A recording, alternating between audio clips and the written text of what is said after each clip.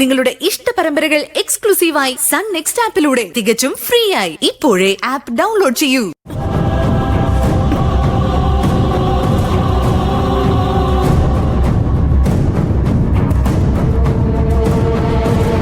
നീ എന്താടി ഇതിനകത്ത്?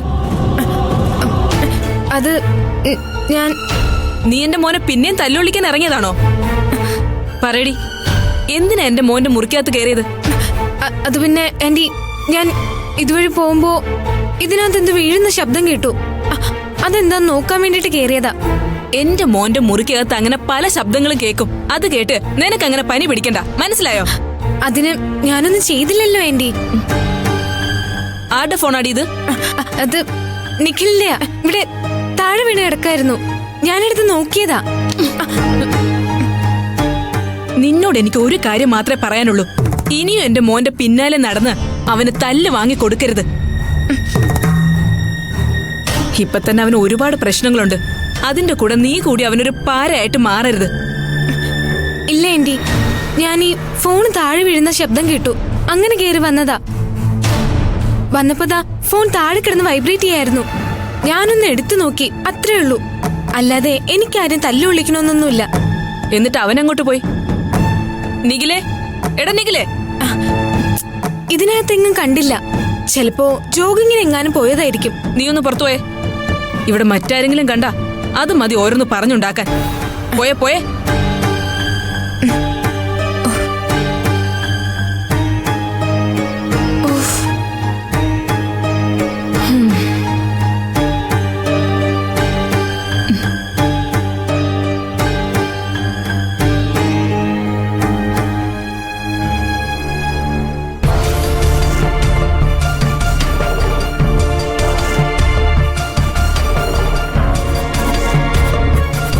ഇതിലാ പെണ്ണിന്റെ കോൾ ഉണ്ടാവും.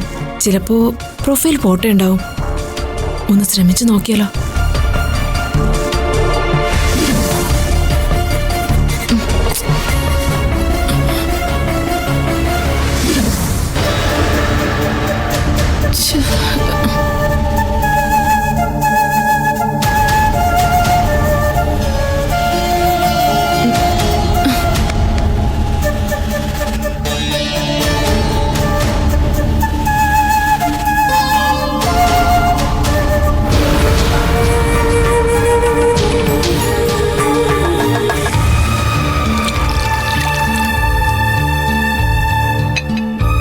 ചേച്ചി, ഫ്രിഡ്ജിലിരിക്കുന്ന മീനെടുത്ത് കറി വെക്കണോ അതോ വറുക്കണോ? അതൊക്കെ ഞാൻ ചെയ്തോളാം. നീ അതൊക്കെ കഴുകി വെച്ചിട്ട് പുറത്തെന്തെങ്കിലും ജോലി ഉണ്ടോ നോക്ക്.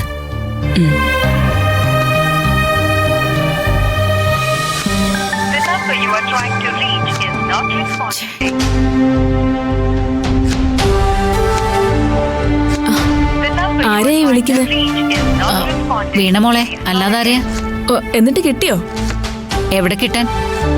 നിങ്ങൾ വിളിക്കുന്ന സബ്സ്ക്രൈബർ ഇപ്പോൾ നിങ്ങളുടെ കോൾ സ്വീകരിക്കുന്നില്ല, അല്ലെങ്കിൽ ലഭ്യമല്ല.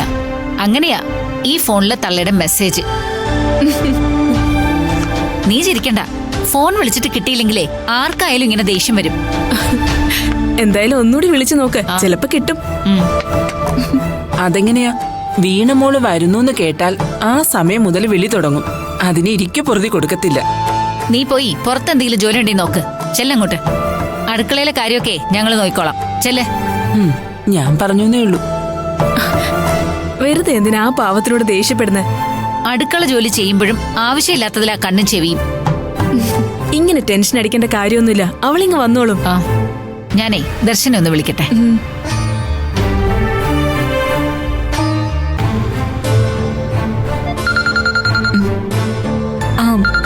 ഗീതമ്മ വിളിക്കുന്നു. ഇത് സാധാരണ പതിവില്ലാത്താണല്ലോ. എടുത്ത് സംസാരിക്ക. ഹലോ ഗീതമ്മേ. നീ ഇതെവിടെയാ മോളെ? ഞങ്ങള് തൊഴുതിട്ട് ഇറങ്ങിയതേ ഉള്ളൂ. മോളെ, വീണയെ വിളിച്ചിട്ട് കിട്ടുന്നില്ല. ഗീതമ്മ ടെൻഷൻ അടിക്കണ്ട, വീണ ഇങ്ങ് വന്നോളും. മോളെ, അവള് ഹോസ്റ്റലിൽ നിന്ന് ഇറങ്ങിയോന്ന് നീ വിളിച്ചൊന്ന് അന്വേഷിക്കണേ. അന്വേഷിക്കാം. ശരി മോളെ. ഗീതമ്മേ, ഫോൺ വെക്കില്ലേ? ഒരു കാര്യം പറയാനുണ്ട്. എന്താ മോളെ? ഇപ്പൊ അമ്പലത്തിൽ വെച്ചൊരു സംഭവം ഉണ്ടായി. എന്ത് സംഭവം? ഞങ്ങൾ ഇവിടെ വെച്ച് ദിവ്യശക്തിയുള്ള ഒരു മുത്തശ്ശിയെ കണ്ടു. ആ മുത്തശ്ശി ഞങ്ങളോടൊരു കാര്യം പറഞ്ഞു. എന്ത് കാര്യം? അത് പിന്നെ എന്റെ അഞ്ജന മോൾക്ക് സംസാരശേഷി തിരിച്ചു കിട്ടുമെന്ന്. സത്യമാണോ മോളെ? ആ, അവര് വല്ല ഭസ്മവും ജപിച്ചു തന്നോ? ഭസ്മം ജപിച്ച് തന്നതല്ല. പിന്നെ ആ മുത്തശ്ശി ഞങ്ങളോട് പറഞ്ഞു,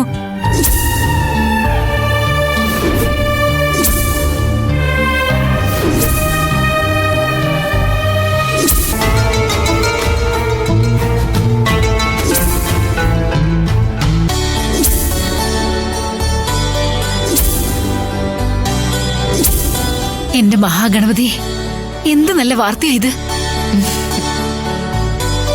നിങ്ങളൊന്ന് വേഗം വാ മക്കളെ. ആ ഞങ്ങൾ ഉടനെ വരാം. ശരി. നമ്മുടെ അഞ്ജന മോൾക്ക് സംസാരശേഷി തിരിച്ചു കിട്ടിയ അവൾ ആദ്യം എന്നെ ചേച്ചിന്ന് വിളിക്കും, അല്ലേ രൂപേഷേട്ടാ? ഒരിക്കലുമില്ല. അതെന്താ? അവൾ ആദ്യം എന്നെ ഏട്ടാന്നായിരിക്കും വിളിക്കാൻ പോകുന്നത്. പിന്നെ ഒരാഗ്രഹം കണ്ടില്ലേ? ആരെ വിളിച്ചാലും വേണ്ടില്ല, അവക്ക് സംസാരിക്കാൻ പറ്റിയാ മതിയായിരുന്നു. അതെ, എനിക്ക് വിശക്കുന്നുണ്ട്. വേഗം വീട്ടിൽ പോവാം. വാ വാ. ഓ, നടന്നത് തന്നെ. എന്റെ പൊന്നു ചേച്ചി, ആ പെങ്കൊച്ചിനി സംസാരിക്കാനൊന്നും പറ്റത്തില്ല. അതിന് വല്ല അത്ഭുതവും സംഭവിക്കണം. എത്ര ഡോക്ടർമാരെ കാണിച്ചതാ, എന്തെല്ലാം ചികിത്സ നടത്തിയതാ, എന്നിട്ട് ഇതുവരെ എന്തെങ്കിലും ഗുണം കിട്ടിയോ? അവൾ ഇനി ഈ ജന്മത്ത് സംസാരിക്കുമെന്ന് എനിക്ക് തോന്നുന്നില്ല. എന്തിനാ രഞ്ജിനി ഇങ്ങനെ കുശുമ്പ് പറയുന്നത്? ആ കുട്ടിക്ക് സംസാരശേഷി തിരിച്ചു കിട്ടുമെങ്കിൽ നമ്മളെല്ലാം അതിൽ സന്തോഷിക്കല്ലേ വേണ്ടത്. ഓ പിന്നെ, അമ്പലത്തിൽ വെച്ച് കണ്ട ഏതോ ഒരു കിളവി എന്തോ പറഞ്ഞൂന്ന് വെച്ച് ഉടനെ അവൾക്ക് സംസാരശേഷി കിട്ടൂന്ന് നിങ്ങളല്ലാതെ വേറെ ആരെങ്കിലും അത് വിശ്വസിക്കോ? നിന്നോടൊന്നും ഒന്നും പറഞ്ഞിട്ട് ഒരു കാര്യമില്ല. മനസ്സ് നിറയെ കുശുമ്പ. ഞാൻ ഈ കാര്യം ഏട്ടത്തെ ഒന്ന് വിളിച്ച് പറയട്ടെ. ഓ പിന്നെ, ഏട്ടത്തെ വിളിച്ച് പറഞ്ഞ സംസാരശേഷി ഉടനെ അങ്ങ് കിട്ടും. എന്താ ചേച്ചി, വീണമോളെ വിളിച്ചിട്ട് കിട്ടിയോ? എവിടെ കിട്ടാൻ? വീണയല്ലേ ആള്. അവളിപ്പോ ആരുടെയെങ്കിലും കൂടെ ഒളിച്ചോടി പോയി കാണും.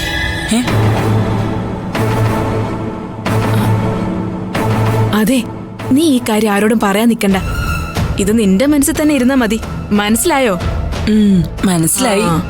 മനസ്സിലായാ നിനക്ക് നല്ലത്. ഇല്ലെങ്കിലേ നിന്റെ ഇവിടുത്തെ ജോലി അങ്ങ് പോവും.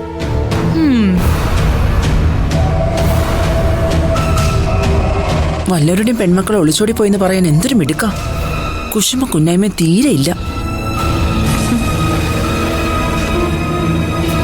ഇനി അങ്ങനെ എന്തെങ്കിലും സംഭവിച്ചു കാണൂ?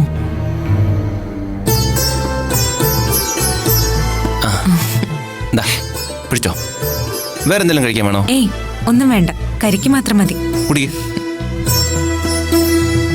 ചോട്ടൂടെ ഉണ്ടായിരുന്നെങ്കിൽ നന്നായിരുന്നല്ലേ. നാളെ നമുക്ക് പോകുമ്പോഴേ ചോട്ടൂനെ കൂടി കൊണ്ടുപോയാലോ? അതിനവൾക്ക് ക്ലാസ് ഇല്ലേ? എന്തായാലും ചോട്ടൂന്റെ കാര്യത്തിനല്ലേ പോകുന്നത്. അപ്പൊ പിന്നെ ചോട്ടൂടി ഉള്ളത് നല്ലതല്ലേ. ഒരു ദിവസം ക്ലാസ്സിന് പോയില്ലെന്ന് വെച്ചാൽ ഒരു കുഴപ്പം വരില്ല. അത് വേണ്ട രൂപേഷേട്ടാ, ആദ്യം നമുക്കൊന്ന് പോയിട്ട് വരാം. ആ മുത്തശ്ശി പറഞ്ഞതൊക്കെ സത്യമാണോന്ന് അറിയണമല്ലോ. അവര് പറഞ്ഞതെല്ലാം സത്യമായിരിക്കും. അത്രയ്ക്ക് ദിവ്യശക്തിയുള്ള മുത്തശ്ശിയാ. എന്നാ ആര് പറഞ്ഞു? രൂപേഷേട്ടൻ അവരെ നേരത്തെ അറിയോ? ഏയ്, എനിക്കറിയില്ല. കൊള്ളാം, നല്ല ആള് തന്നെ. എങ്ങനെ തള്ളി മറിക്കല്ലേ രൂപേഷേട്ടാ? ഞാൻ തള്ളി മറിച്ചൊന്നും അല്ല, ഉള്ളിലുള്ള ആഗ്രഹം കൊണ്ട് പറഞ്ഞു പോയതോ. ഇനിയെങ്കിലും സംസാരിക്കാൻ പറ്റാത്തതിന്റെ പേരില് അവൾക്ക് വരുന്ന ഒരു കല്യാണ ആലോചനയും മുടങ്ങി പോരുത്. നല്ല അന്തസ്സുള്ള കുടുംബത്തിൽ നിന്ന് തന്നെ അവൾക്കൊരു പയ്യനെ കിട്ടണം. ഞാൻ അങ്ങനെ വിചാരിച്ച് പറഞ്ഞതേ ഉള്ളൂ. എല്ലാം ദൈവം കാണുന്നുണ്ടല്ലോ രൂപേഷേട്ടാ. എന്റെ ജീവിതത്തിലെ ഏറ്റവും വലിയ ദുഃഖം ഇത് തന്നെയാ. ചിലപ്പോ ആ മുത്തശ്ശിയെ ദൈവം നമ്മുടെ മുമ്പിൽ കൊണ്ടുവന്നതായിരിക്കും. ഞാനും അങ്ങനെ തന്നെ വിചാരിക്കുന്നു. ചേച്ചി എന്നുള്ള അവളുടെ വിളിയൊന്ന് കേൾക്കാൻ എനിക്ക് കൊതിയാവുക. അപ്പൊ പിന്നെന്താ, എനിക്ക് കൊതിയില്ലേ?